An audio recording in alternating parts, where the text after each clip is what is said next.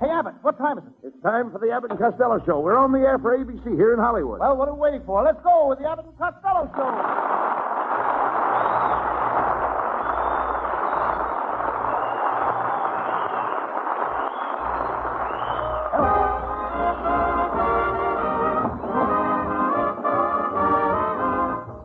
Yes, it's the Abbott and Costello Show, produced and transcribed in Hollywood for your listening and laughing pleasure with chuckles with a carload and music by Matty Melnick. So hold on to your chairs, folks, for here they are, Bud Abbott and Lou Costello.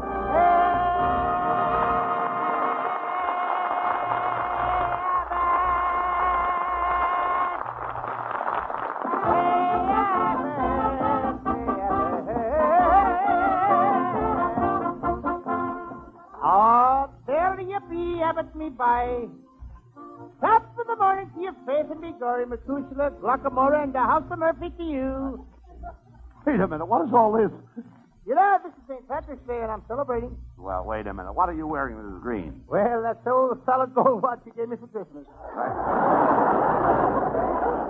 Now that you mention that watch, Costello, I bought that in Ireland. I know it, Abbott. Listen to the watch.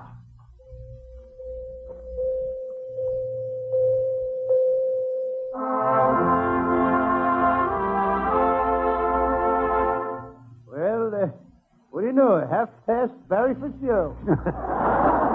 Cut this out, Costello. Where have you been all afternoon? Well, Abbott, I went to a picture show over in Hollywood Boulevard. I saw a wonderful picture called When the Howling Coyotes Meet the Riders of the Purple Sage on a Lone Prairie Under a Texas Moon. What's the picture about? Two jockeys of Santa Anita. I met a beautiful blonde in the theater, and I said to her, Miss, you are the epitome of womanhood, and the graceful, flowing lines of your gorgeous figure are the flawless perfection of femininity. Femininity! I heard it. I like the word. Femininity! All right. Costello, where did you learn so much about women? I read that small print on a corset ad.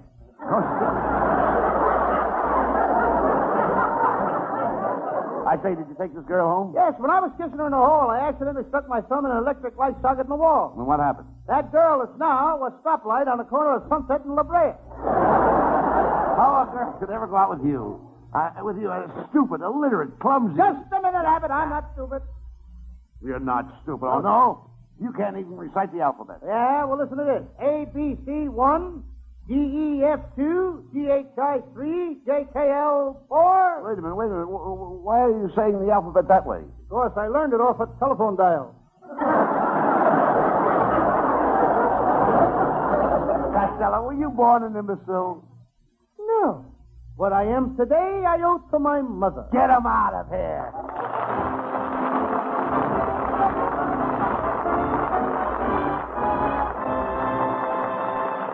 Before the boys get any further involved in nonsense, here's a thought that makes good sense.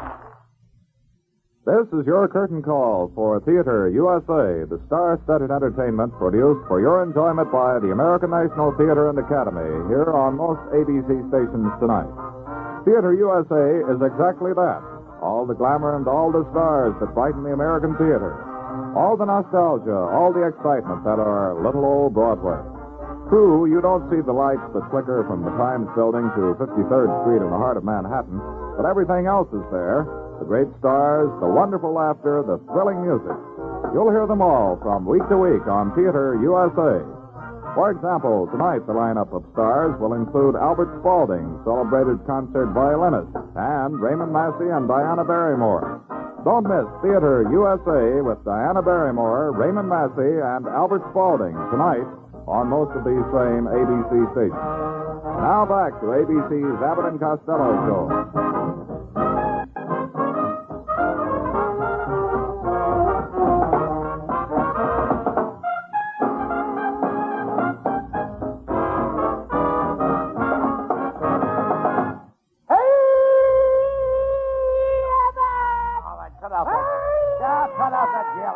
I love you so, Abbott. What's on your mind? What's on my mind? Yes. My mother wants to thank you for that St. Patrick's Day present you sent her. She says it's the cutest little washing machine she ever had. Washing machine? You dummy, that's a Mixmaster. You know, I thought it was funny. Every time she put in a tablecloth, she got back 12 napkins.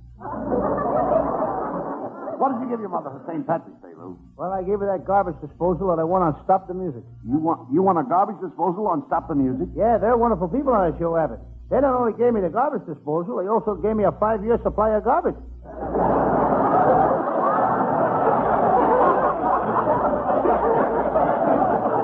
Costello, you've got to stop hanging around with these quiz shows. You're just wasting your time. No, I am not. Yes, No. you are. I was on a new quiz show last week, and it's a California frost warning show. The Frost Warning Show has a quiz show? What's the name of it? Stop the weather. You should have seen the price they had. 50 tons of star-kissed tuna. A smudge pot for every female member of your family. 1,000 sets of General Squeegee tires. A pool table for every room in your house.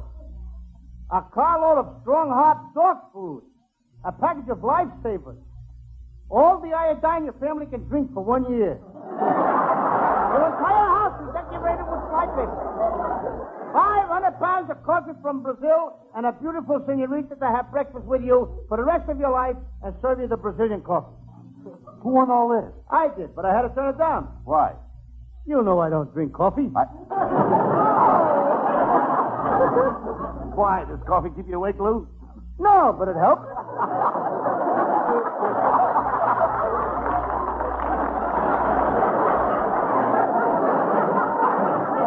Why is he around talking like an idiot? Because idiots go around talking like me. Well, you ought to be ashamed of yourself. Remember, I'm working with you.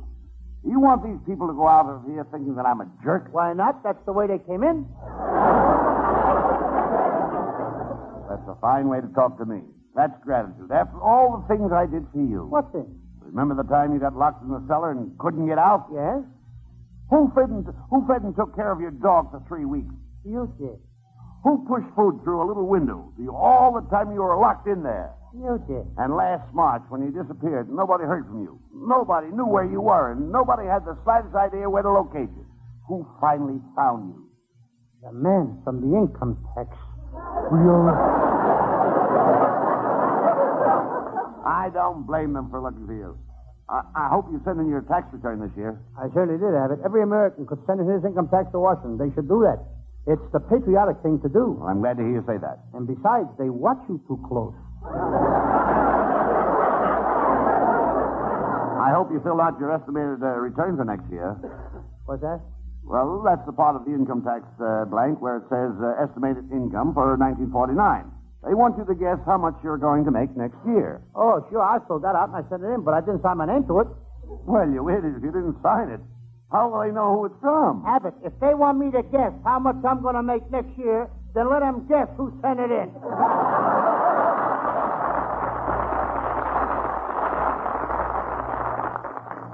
And if they don't stop raising the income taxes, it's going to break up the whole country. What do you mean? Well, at the last session of Congress, they took a vote, and I'm proud to say that California was voted the state most likely to secede. Oh, forget about the income tax. You know, today is St. Patrick's Day. St. Patrick's Day was caused by income tax. What do you mean? Everyone pays their income tax on the 15th of March, don't they? Right. Then 2 days later, on the 17th of March, people march in parades all over the country. Well, what have people marching on St. Patrick's Day got to do with the income tax? Don't you get it? They have to march. They ain't got enough money left to ride. Uncle Louie. Hey, Uncle Louie. It's Abbott's nephew, folks. Sincerely it is. What are you so excited about, Norman? Well, I just rushed over here, Uncle Louie, to tell you that they finally caught those 2 guys. What 2 guys? The 2 guys that voted to raise President Truman's salary. I got to set a trap for that. There's a smart kid, Abbott. He learned to skate before he could walk. Oh, that's silly. How could Norman learn to skate before he could walk? He had to. When he was born, he was so ugly that his folks kept him locked in the icebox. You want to be careful what you say about Norman. Remember, he's a pretty tough kid. And he comes from a tough neighborhood. He comes from a tough neighborhood? Yeah. Abbott, the neighborhood I come from in Patterson, New Jersey was so tough that when I was going to school, if we saw a kid on my block with teeth, we were sure one thing. What was that? He was either a stranger in the neighborhood or he was wearing upper and lower plates. Oh, you aren't so tough, Costello. Why, for 2 cents, I'd punch you in the nose. You're the most honest man I know. Well, thank you, Cus. Costello. Makes my blood boil here. People talk that way about you. I'll fight anybody that even insinuates that you're dishonest. Gosh, Lou, I'm sorry I punched you in the nose. You're a real pal. Let's have a drink on our friendship, huh? Okay. Well, what would you have? How about opening that bottle of champagne that you stole off my brother? Costello, I haven't got the champagne. Oh, drank it all up, eh?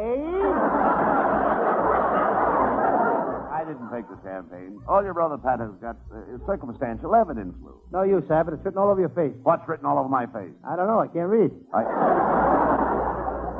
I'm discussing with you. I'm going to leave you, and I'll leave California. I can't stand this weather anyway. Well, Abbott, there's nothing wrong with the weather in California. The California weather is very healthy. It's the people that get sick.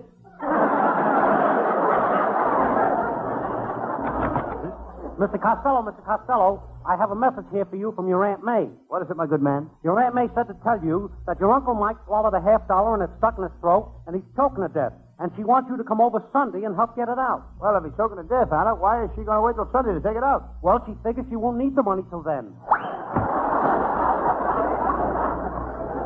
If Gabriel Heater is listening in, there's all jokes tonight.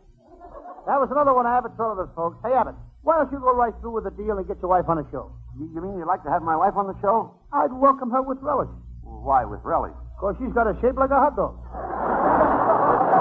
She has not. My wife has a gorgeous figure. Not another one like it. When they made her, they threw the mold away. Yes, some guy found it, and he's been making ash cans ever since.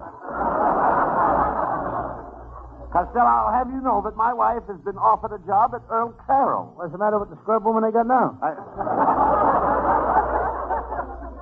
Scrub woman. They want her to appear in the finale of the show wearing a bathing suit. And when my wife wears a bathing suit, she attracts plenty of attention. I'll say she does. She was floating on her back in the water at Santa Monica last Sunday, and 3 Catalina flying boats landed on her chest. Well, hello, boys. Well, hello, Viola Vaughn. Viola Vaughn, Lou.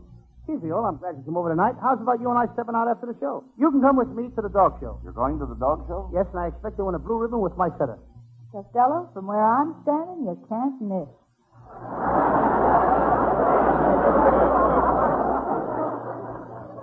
Did it again? All right, Costello, calm down. She's only fooling. Oh, Lou, don't be so touchy. I can't help it. Come on, you know I'm really crazy about you. Oh, just... Yes, I am. And to prove it, I'm going to take you to the opera next week. Now, Monday night, they're playing Hansel and Gretel. Tuesday night, they're having Samson and Delilah. Wednesday night, they're having Tristan and Isolde. What night would you like to go? The night they're having spaghetti and meatballs. Spaghetti and meatballs. That's the trouble with you. You know nothing about opera, nothing about culture. Mr. Abbott is right. You need more culture. You should become literary. But, Viola, I was fine. Look, read good books. Books are your best friend. Don't lose your place, do you? Whenever you're lonely, pick up a book. When you feel like stepping out at night, don't do it. Pick up a book. When you feel like going out with a girl, pick up a book. Well, so long. I've got to go now. I've got a date with Gregory Peck. Viola Vaughn, after all those things you got through telling me about how wonderful books are, you're going out with a man? Sure, I'm lucky. I never learned to read. So long, cousin.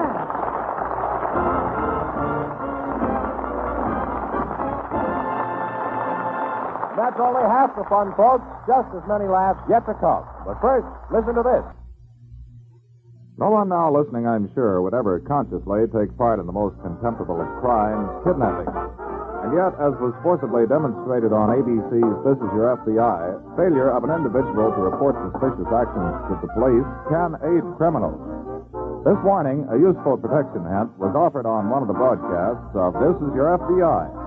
And then, to illustrate vividly the need for alertness in reporting suspicious actions, the program dramatized the authentic story of a kidnapper who decided to abduct the daughter of a bookmaker. He figured a man in an illegal profession would be reluctant in seeking the aid of police. Because of the negligence of a girl who caught a glimpse of the kidnappers, the work of FBI agents was greatly hampered. The drama then revealed how the authorities finally succeeded in tapping the criminals. For an exciting and educational 30 minutes, don't miss This is your FBI, heard over most ABC stations tomorrow night. And now back to ABC's Abbott and Costello show.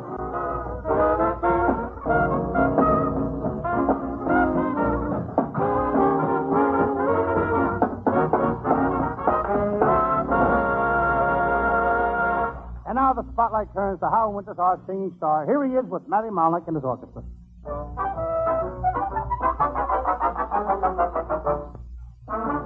Now Clancy was a peaceful man, if you know what I mean.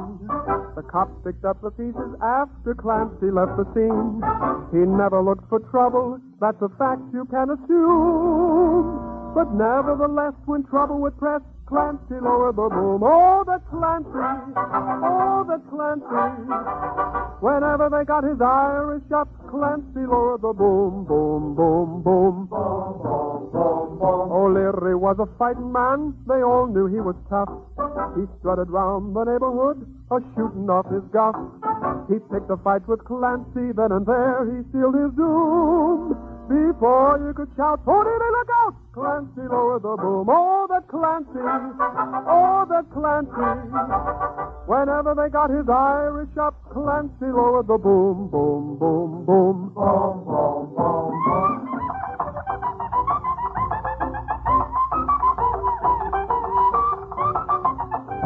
Mulrooney walked into the bar and ordered up a round. He left his drink to telephone, and Clancy drank it down. Mulrooney said, "Who drunk me drink? I'll lay him in his tomb."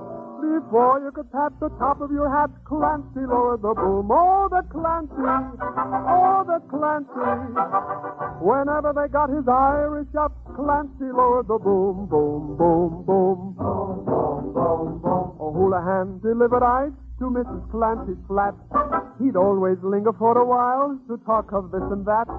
One day he kissed her just as Clancy walked into the room. Before you could say the time of the day, Clancy lowered the boom. Oh, the Clancy! Oh, the Clancy!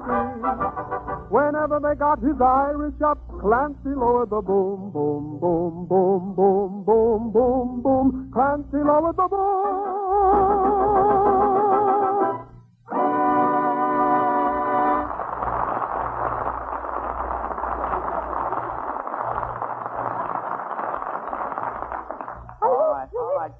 Quiet! You know how Winters got a nice voice, that kid? I know all about He's it. going places. I know it. Thank you, just left the building now. All right, Costello, come on out here. Look. Who were you talking to on the phone? My Uncle Mike, boy, is he in trouble. My Aunt May just threw him out of the house. He done a terrible thing. What'd he do? Well, you know them two towels they got marked his and hers? Yes. Well, he used hers. Right. Costello, I'm ashamed of you. How can you come out here in front of intelligent people and make such a statement? You want everybody to think you're a moron? Well, if I didn't, I wouldn't have it tattooed on my arm, would I? Well, never mind that. Our secretary, Viola Vaughn, has been complaining about you, too. Well, I don't believe it, Abbott. Viola and I are good neighbors. She lives right next door to me, and we're very friendly. Costello, Viola would make a nice wife for you. Her folks are very rich, and you should do all you can to win her. Not me, Abbott. Her family's too snooty. Yesterday, her mother was driving along in a 1949 Hudson, and... Her 1949 Hudson. Why, just last week, she bought a 1948 Hudson. I know, but she had to get rid of it. The ashtrays were full. Anyway, I don't need to marry no rich girl. I'm making plenty of money on my detective business. Hello. What is the Sam Shovel detective mystery about? Well, it's a very intriguing case, Abbott. I call it the case of the cannibal who cooked the long-haired musician, or it was his first square meal. Well, it sounds terrible, but let's do it.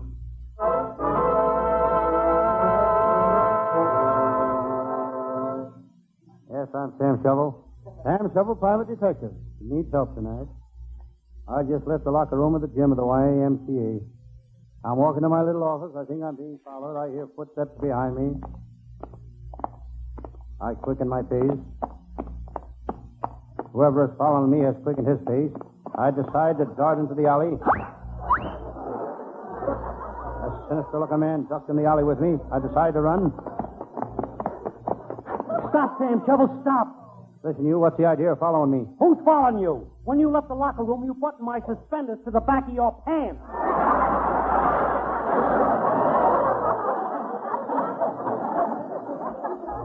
And as thing is liable to happen to you in this business. I arrive at my office. The floor is all covered with fallen leaves. There are twigs all over the floor. This is my branch office. I remember when I started this business in 1928. I didn't have a penny to my name. My clothes were shabby. My shoes were full of holes. That was in 1928. Then a horrible thing happened. In 1929, the Depression hit me, and I lost everything.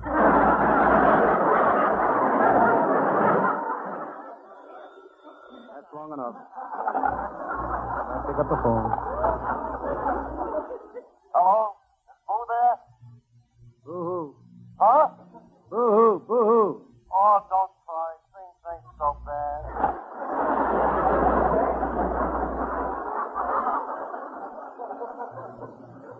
It's times like this that I wish my pal, Lieutenant Abbott of the Homicide Squad, was here. There's a real cop. When he goes after a crook, he leaves no stone unturned. Not anybody, but he's turned over every stone in Los Angeles. Abbott is quite a talker. Every time he opens his mouth, he puts his foot in it. One day while he was Taking a bath. And if somebody else starts to walk in... Abbott sat right down and wrote a big song hit. You've all heard it. All I want for Christmas is my 2 front toes. Lieutenant Abbott is used to getting hit on the head. He's got Around me, dear. in his head that he has to comb his hair with. Tighter. Yes. Tighter. Yes. Don't ever let anyone come between us. A shadow couldn't get through. Hello, Sam Shovel. It's my pal, Lieutenant Abbott. Sam, you look mighty tired. Oh, gee. Come in. I have all Package for you, sir. Well, don't bother. You mean you have all... In the morning. Okay, chump. on my shoulders. Besides, I ain't been feeling so good. I got... Snuggle close and kiss me. I'd love to kiss you, honey, but, gee, just when I get set, something happens, I have to unpucker. Well, I'm ready now. Come on. I've been looking for you. Where were you all day? It's a bridal path. Come here. Oh, it's you. You hit a better class of The it. package wasn't for you. You were there on a case, I presume. Yes, a real clever crook. The bags. We're checking out of here. Now calm down, dear. You're just upset because it's your wedding day. Plays the accordion. Here, and I'll turn on the radio. Radio. People putting in and out. Sit that, Sam. You're in plenty of trouble. No, turn it. Responsible for sending Machine Gun Magoon to prison and his mom. Seems as Dorothy is sworn to get her. James is the most beautiful gun mall in the racket. Lieutenant, you say that Dorothy was sworn to get me? Yes. Well, I got news for you. She can have me.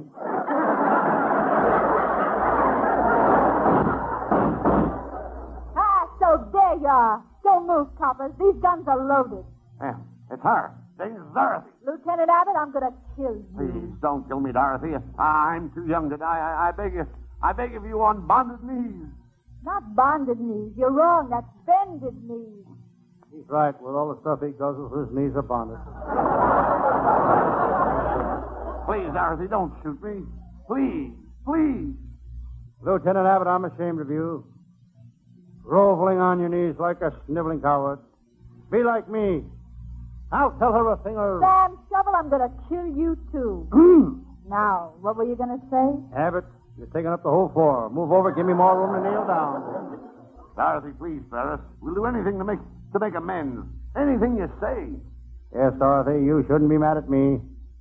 I think you're beautiful. Come on, let's you and me kiss and make up. What do you mean kiss and make up? We just met. Well, let's kiss and make up for all the time we lost. Well, I don't know. My boyfriend, Machine Gun Magoon's in prison. And I am kind of lonesome. Viola, why not let Sam cheer you up? He's quite a lover, you know. How good would you say you are, Sam? You know, in my mob, we rate the guys according to the number of girls that are crazy about him. If a guy's got 6 girls crazy about him, he's called a cannon. 5 girls, he's a shotgun. 2 girls, he's a revolver. Well, Sam, how do you stack up? Shake hands with a water pistol.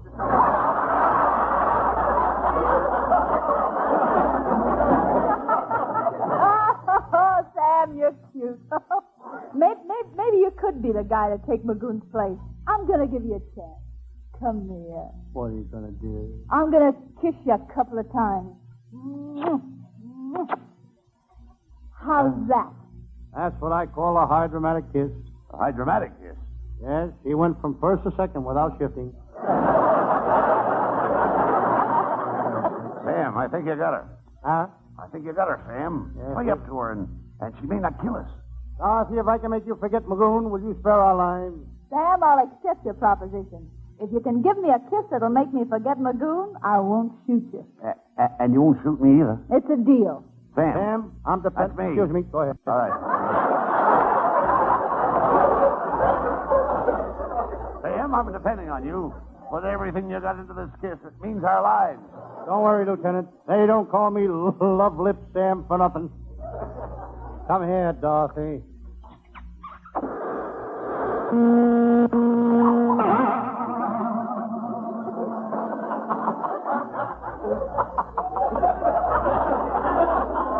Well, Dorothy, what do you think? Ladies and Wait a gentlemen. minute, just a minute. 2 shots, please.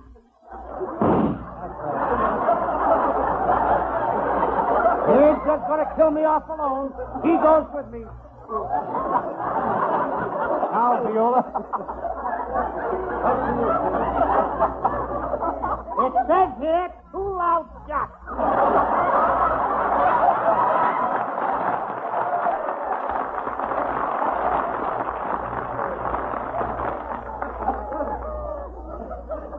Ladies and gentlemen, if you want to hear a detective show next week, tune into the Fat Man, Hillary Queen, or This Is Your FBI. Oh, you get out of here, will you?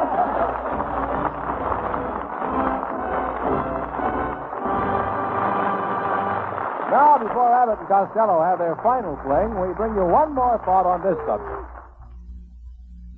The saying goes that most fat men are good-natured. There are people, though, who say they have to be because they can't fight and they can't run. But Brad Runyon is one fat man who's done a lot of running, and more than his share of fighting. He's the private detective on The Fat Man, heard Friday nights over most ABC stations. When master detective writer Dashiell Hammett conceived the character of Brad Runyon, he saw in his mind's eye a tough criminologist who tipped the scales at 241 pounds, who appeared slothful, but could move at a speed almost equaling his lightning thinking. Vast numbers of listeners make the Fat Man program a Friday night listening habit. So for exciting entertainment, join the millions hearing Dashiell Hammett's Fat Man when it's on the air tomorrow night over most of these ABC stations. Now back for a final word from ABC's Abbott and Costello show.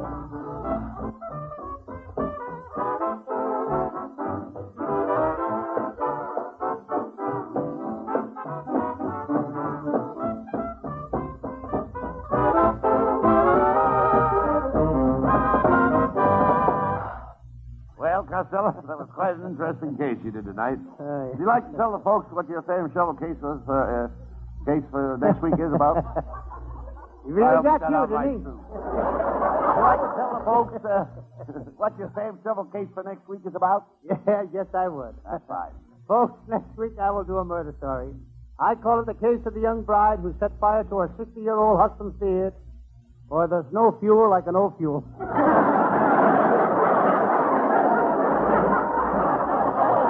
That's it, folks, and our writers are working on it now. Our writing staff is headed by Eddie Foreman, with Paul Conlon, Pat Costello, Martin Ragaway, and Len Stern. Our sound man, I don't know.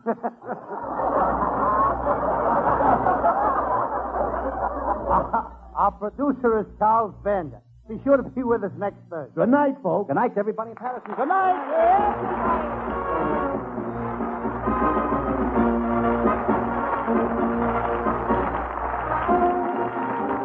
Listen each Thursday night at this time for another great Abbott and Costello show, produced and transcribed in Hollywood. Be sure to stay tuned for the outstanding entertainment which follows throughout the evening on this ABC station.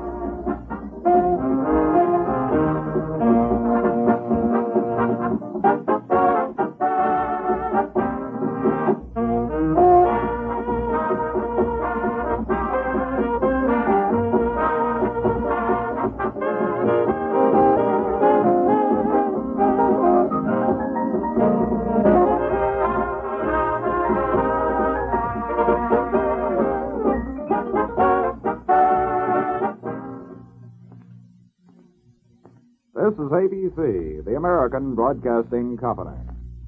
Now, 8 o'clock at KECA AM and FM, Los Angeles.